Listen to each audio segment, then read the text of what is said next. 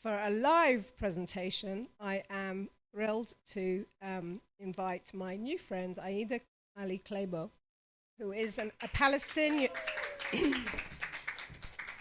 who is a Palestinian political activist and feminist.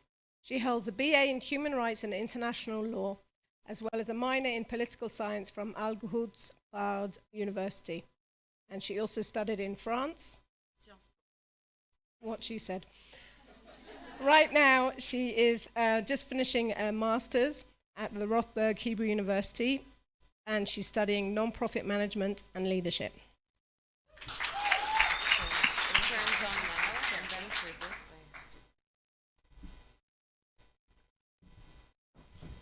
I will be standing, but just a bit away from, or can we just dim the lights a bit?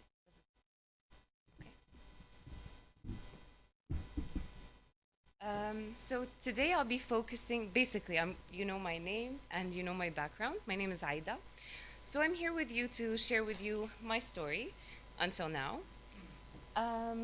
When I started in school, I struggled with food eating disorder, which I still do struggle with until now. However, when I was in school, I had a very big problem of bullying.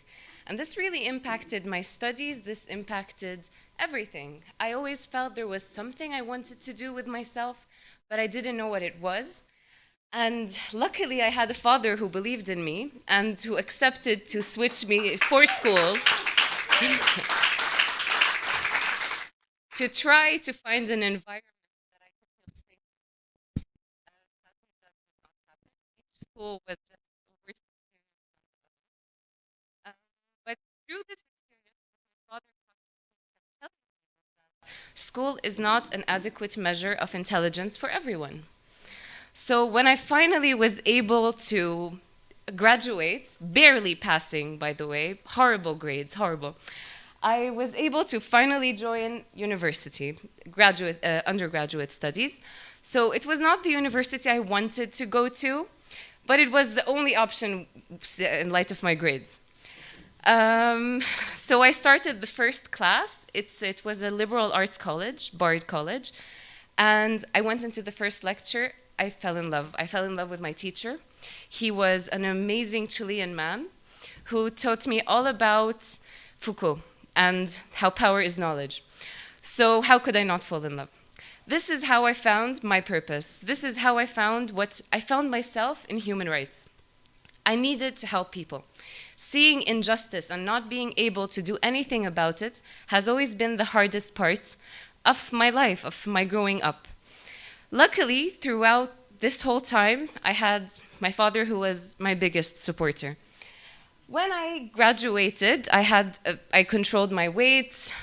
It fluctuates, but still, I was able to control myself more because now I have a purpose. I feel comfortable. My self-esteem is higher. I graduated with honors on top of my class.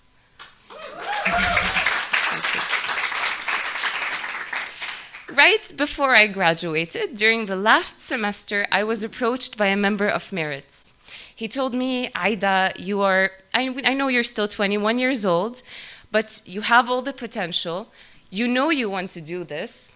Please run in the first Palestinian list in the municipality since 1967. I thought to myself, of course! I did not pause to think for a second the repercussions. But I said, of course, this is what I need to do. I need to help my people. I think we all know that there is a lot of budget discrimination and allocation in East Jerusalem. And you can see this with not enough classrooms in public schools. You can see the garbage in the streets. No need to say more. So I thought, as taxpayers, we are entitled to have our rights. And since I studied human rights, it only seemed right. And I thought this would be challenging the status quo, not sustaining it. Sadly, very sadly, I had to withdraw myself. And it was not because I was not supported. My fiancé was with me when I got egged by people demonstrating against us. But they were both supporting me despite the fact that they knew I was receiving real threats. And at this point, my phone was blowing up, my Facebook was blowing up. I was receiving threats from Palestinians who I thought would be proud of me because I'm doing something. I mean, but no, a woman, first of all, cannot be put in this situation like this, especially if you don't have enough political links. So despite this experience might have been a failure in the eyes of some, I don't feel that way. I feel that at least this way, when another Palestinian list decides to run in the elections, they won't get it as bad as I did. And I don't mind everything that happened. It's fine. I appreciate it. It only taught me one thing, that I wasn't ready, and the people weren't ready. I didn't back out because of fear. I backed out because I knew people are not ready for this change. It's not easy. This change is not easy. We've been boycotting since 1967. It's gotten us nowhere, but it is the status quo, and people tend to like to stick to it. So, although that didn't work out, I decided I need more tools, I need more knowledge in order to be able to actually make the change I want to see in my people.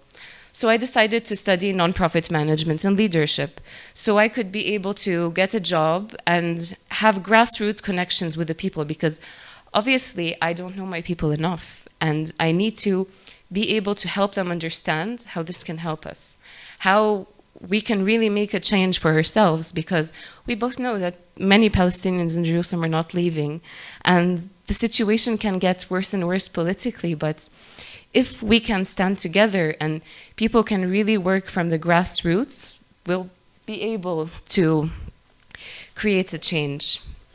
All in all, I would really like to say that for me, the major figure that I needed to support me throughout my entire journey and anything I decide to do is my father and my fiancé as well, who both adamantly empower me and always encourage me to do what I think is right. So thanks to both of you.